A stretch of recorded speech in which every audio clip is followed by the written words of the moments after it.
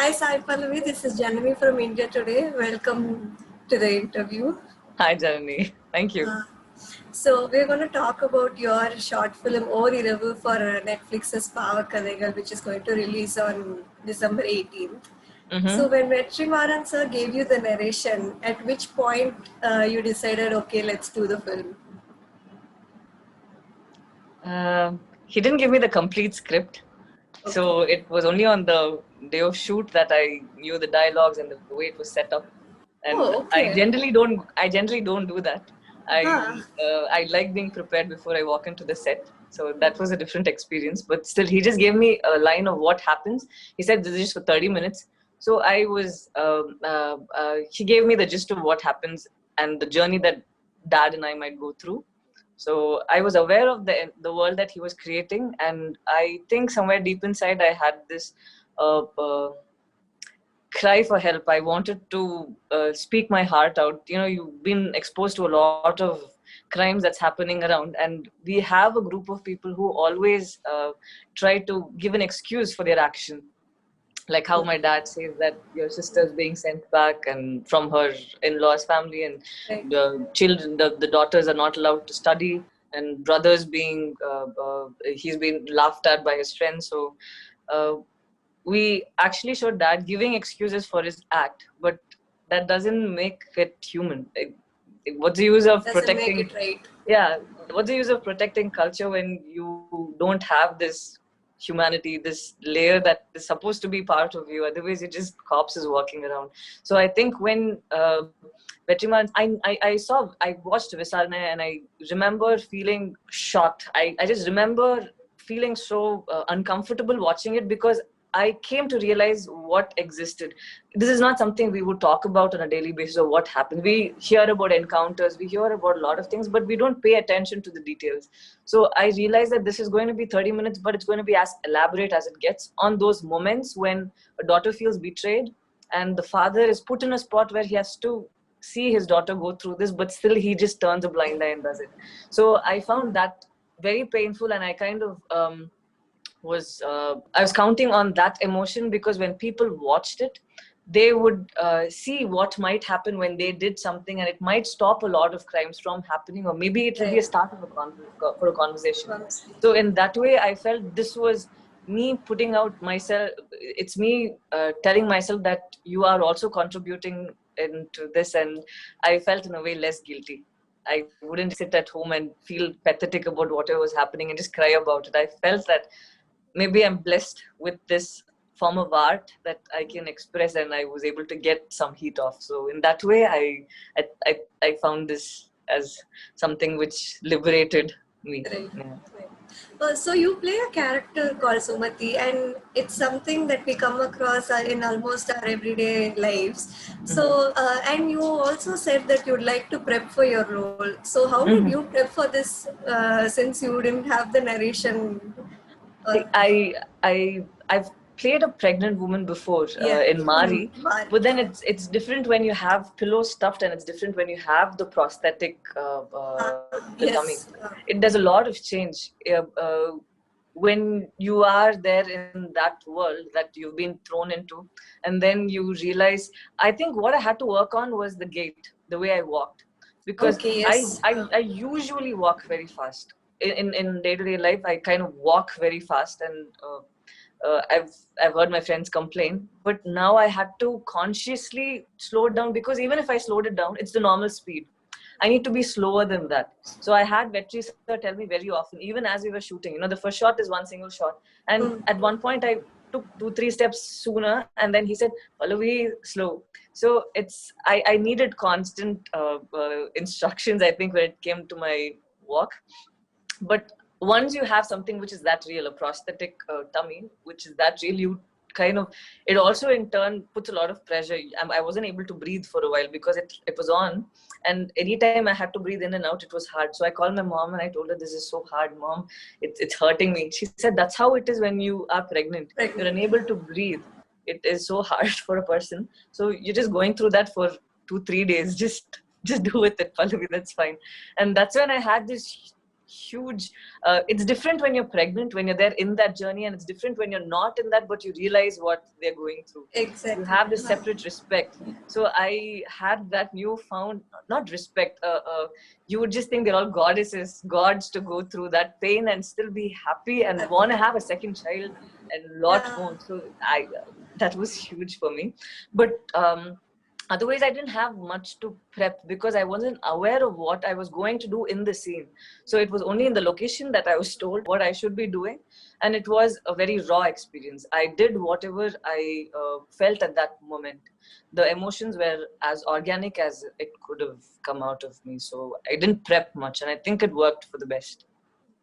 From what we've seen, we've heard directors tell that Sai Pallavi is quite involved. She asks questions and she wants to know what's happening. Vetri Maaran is also like that. He believes in utmost detailing.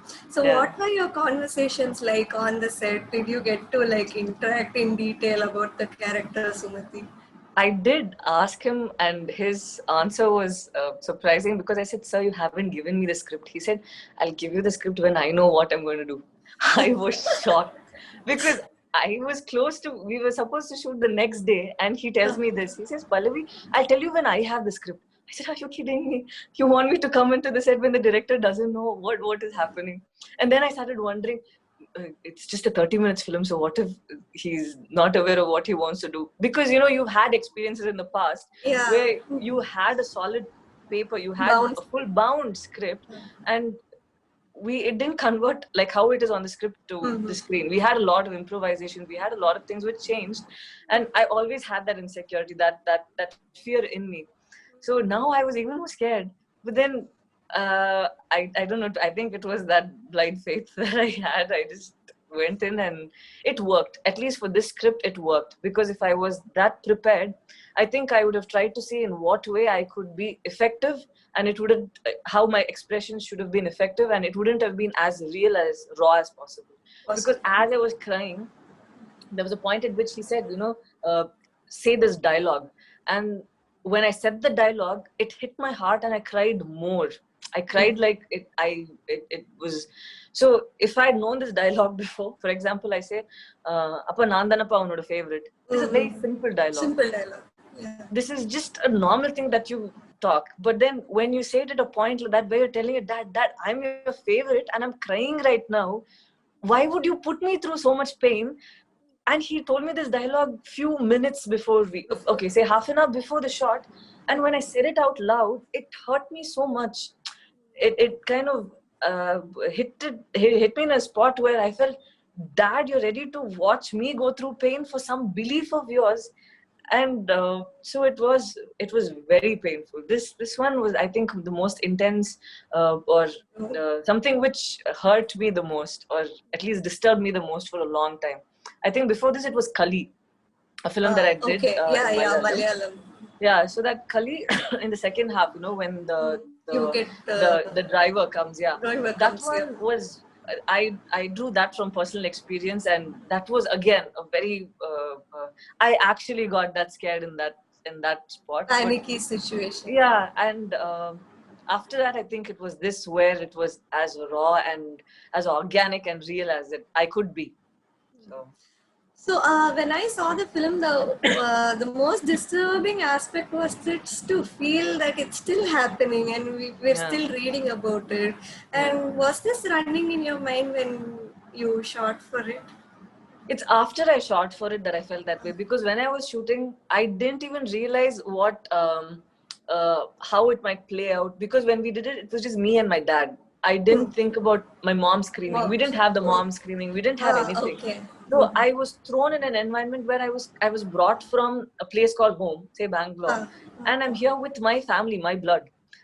And how can you bring me here and do this to me? And I was going through those emotions that I was unaware of the impact that it might have on the society or anything. But it's when I dubbed for it and I watched it that I realized I disconnected from the film and I watched it.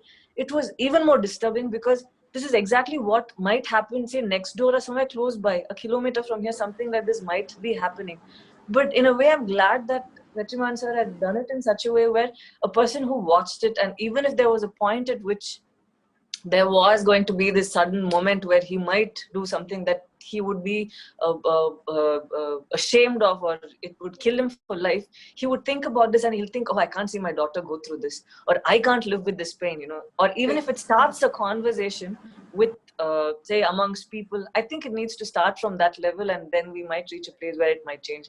And I'm glad that I've been part of this project where we at least start the conversation and people are able to see and feel it. If you're able to feel the pain, I think it might work. It is. Okay. Another thing that I liked about the film was that it didn't preach a message. It just showed the disturbing reality of it. So, do you think sensitive issues like this should just show the reality and not glorify it for the sake of cinematic liberty? I think all of us have that little trait in us where when we are told about our flaws or something that exists in us, we immediately get defensive. Yeah. We say, no, there's a reason why we do this. I love my culture and I want it to be maintained, and it's not wrong. It happens everywhere. Not only in my culture. I'm sorry, I thought you were Tamil and I started talking in Tamil. So I am Tamil only, but then we do this. My bad. So we tell, say, for example, my dad says it happens in their community too. It happens in theirs too. We've made it so normal that we think it's wrong for us to question something. They think it exists. It's something which exists. You tell your daughter you need to marry within your community, and you say that person also says that. It's not only that. You tell me how many of us are okay sharing a plate or a cup with the person who's working, a maid, a helper. They have a separate cup or a plate for themselves. If you talk about cleanliness and sanitation and all of that, that's a different everybody thing. No, everybody needs to have one that way. You wouldn't give your guest another one and you wouldn't use theirs. It's because you have this inbuilt thing. You and I, even at home right now, when we have a maid, we think it is a given. They need to have something for themselves. I think in that grassroots level, if we start seeing change, we might start thinking people as equal, and we might be a little more open to accepting everybody as equal. We wouldn't have a name tag saying that, see, I come from this community. We won't take pride in something which is just something that we've created.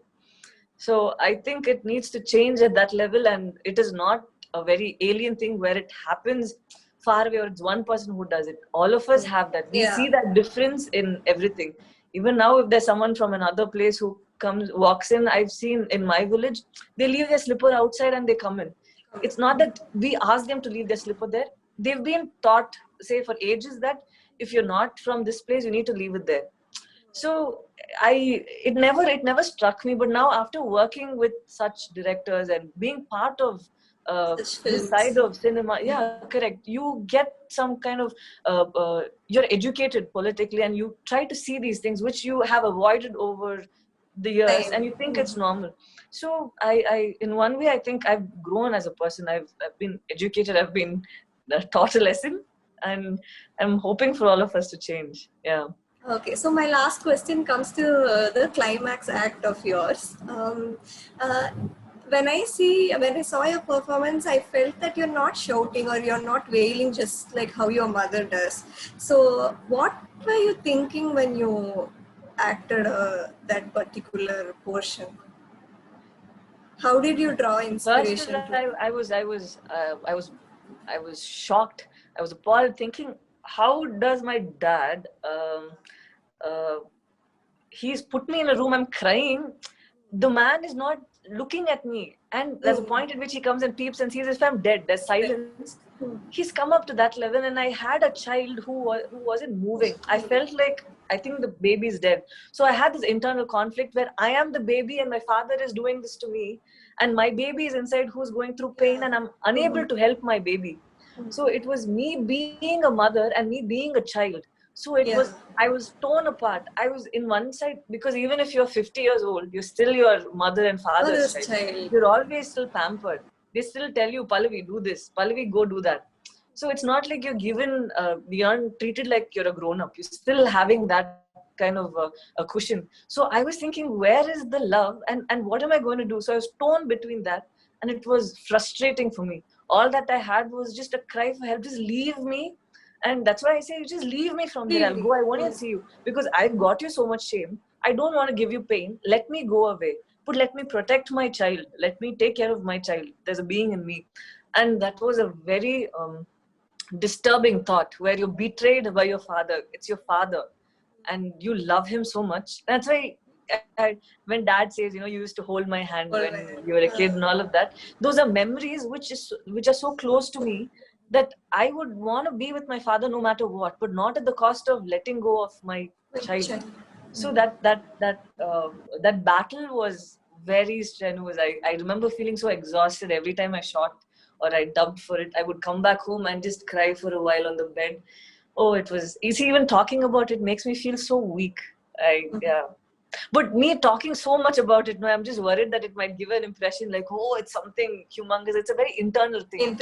Few films have a very, it has an impact on you internally.